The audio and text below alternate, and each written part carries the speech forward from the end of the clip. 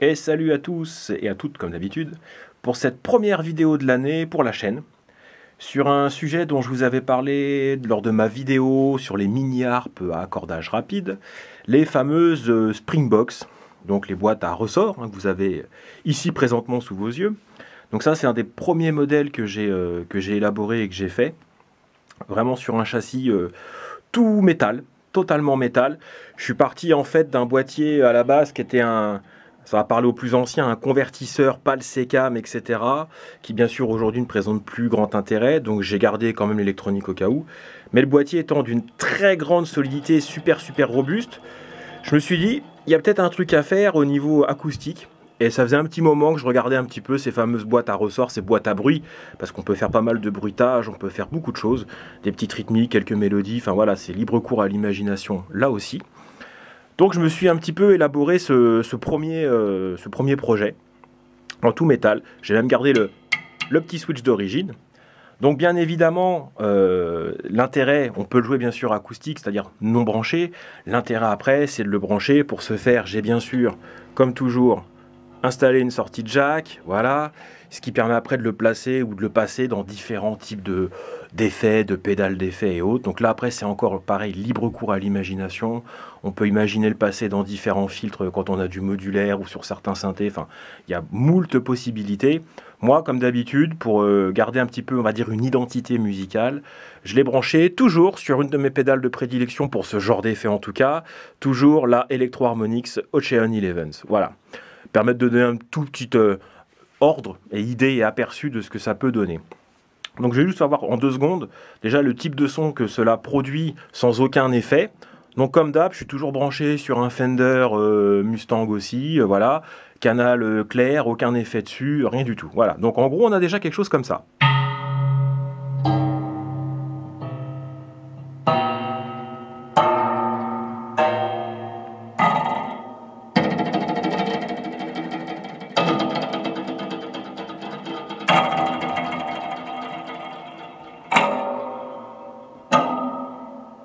Donc déjà on peut s'imaginer pas mal de petites choses.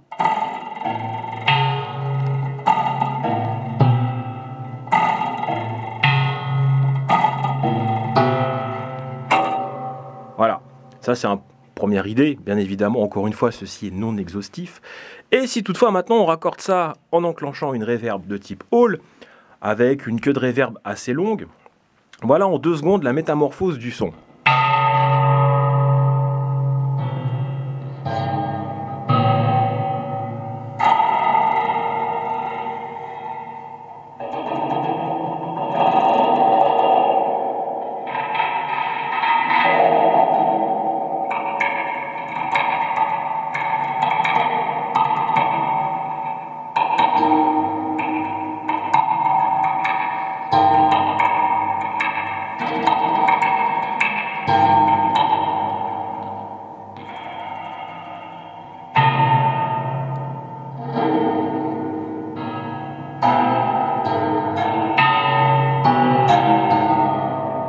Par exemple, voilà.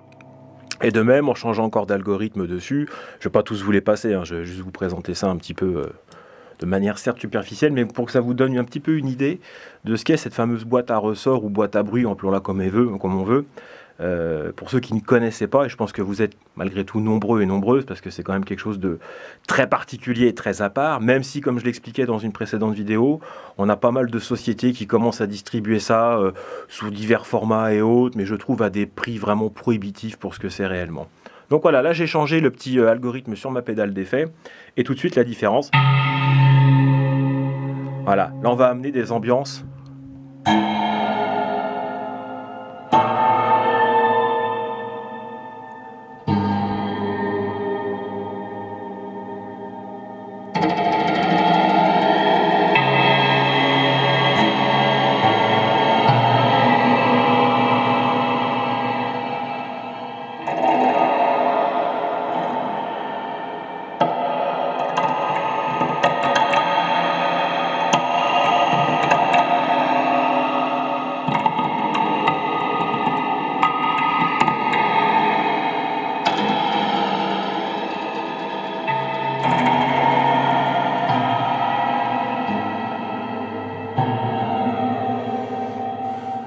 Donc une machine pour savants fous, comme je les aime. Non, vous ne m'avez pas entièrement perdu, mais c'est typiquement le genre de produit qui m'éclate, entre autres, hein, parmi plein d'autres choses.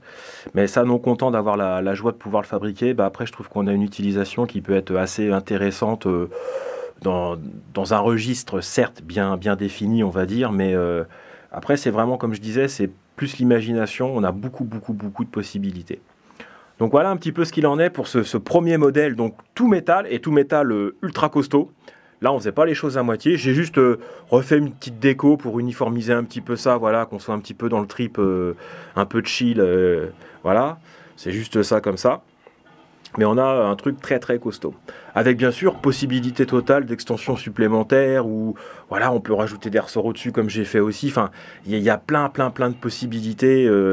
Il y a certaines boîtes, j'ai vu justement certaines entreprises qui rajoutaient simplement du papier de verre, vous venez gratter dessus. Moi j'ai fait ça. Voilà, avec une vieille corde de guitare, ça c'est pas ce qui manque. Et si on met tout de suite effectivement en 2 secondes, ne serait-ce qu'avec un délai par exemple. Là j'ai une reverb, voilà, reverb reverse et un petit délai dessus.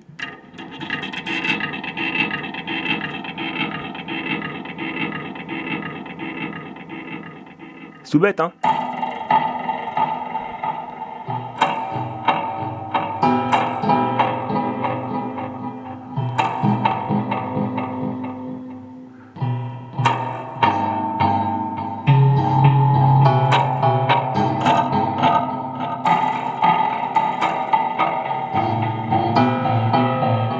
Voilà. Donc voilà ce qu'il en est pour cette première boîte à effet tout métal. Et je vous retrouve dans 2 secondes pour la deuxième que j'ai fait cette fois-ci dans un autre matériau. A tout de suite. Et voilà ma deuxième Springbox. Cette fois-ci, tout de bois revêtu dans un coffret que certains et probablement certaines reconnaîtront. Je ne ferai aucune publicité. On met des petits sachets de thé à l'intérieur, voilà.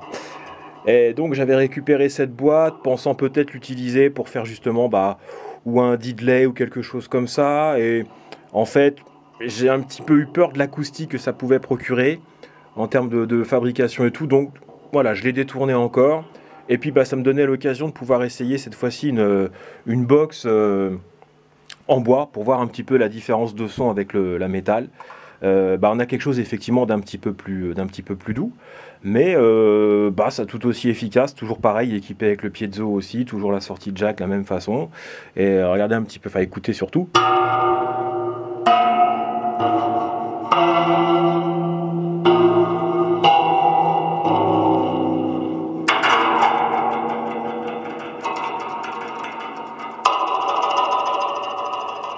Voilà, on a des trucs rigolos aussi de la même façon, dans tous les sens. J'aime bien. Avec une petite reverb reverse.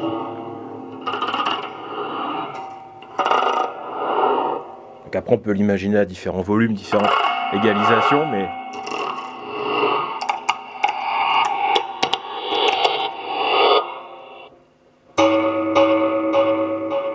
Si on met un délai un petit peu plus rapide...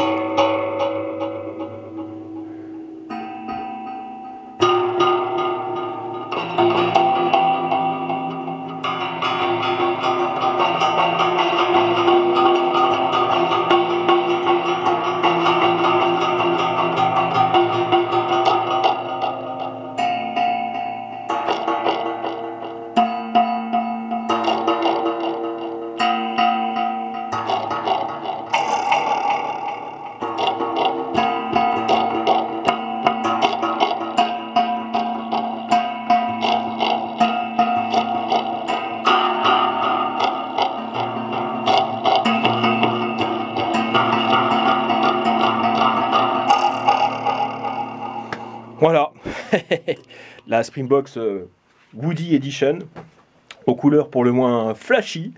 Donc j'ai laissé dans sa teinte d'origine parce que je me suis dit tant qu'à faire, voilà, c'est un petit peu dans l'esprit du truc.